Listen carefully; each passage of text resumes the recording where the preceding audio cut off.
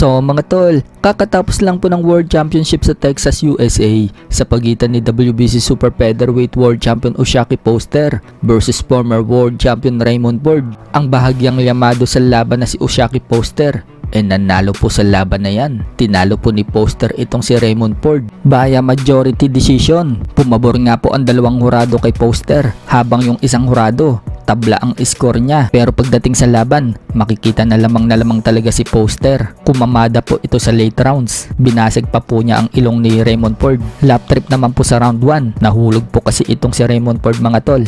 Nang ibalibag po siya ni Foster, na-warningan pa po ng referee itong si Foster. Dahil dyan mga tol, si Foster pa rin po ang WBC Super Featherweight World Champion. Umabante na ang record niya sa 25 wins and 3 losses. Habang bumagsak naman po ang record ni Raymond Ford sa 18 wins and 2 losses and 1 draw. Sa kabilang banda naman mga tol, trending naman po sa social media ang napalaban sa undercard, ang 18-year-old na undefeated American boxer na si Julian Montalvo. Imbis po kasi na umattend ito ng graduation, lumaban ito sa boxing. Natapat po kasi yung laban niya. Iyan din po yung araw ng graduation niya. Kaya noong talunin niya ang kapwa-American fighter na si Maximus Moya via technical knockout sa round 4 at mag-improve ang record niya sa 7-0. Sinuot po niya ang kanyang graduation toga hat habang ini-interview siya at sinabi niyang graduation daw niya ngayong araw na ito. So proud nga po itong si Montalvo mga tol na graduate na siya kahit na hindi siya naka-attend. Sa kabilang banda naman mga tol, matapos pong dumating kahapon si former 3 Division World Champion General Casimero at Kenneth Lubar sa bansang Japan, kinagabihan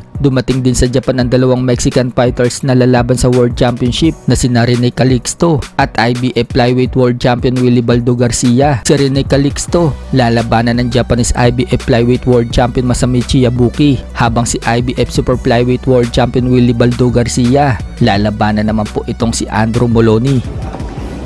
Check and see if one of his teeth got knocked out.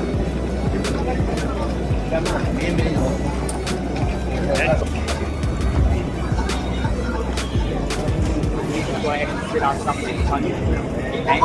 You're throwing that hook a little too high. Yeah, I want you to go ahead and focus. Hello? I want you to focus on that hook.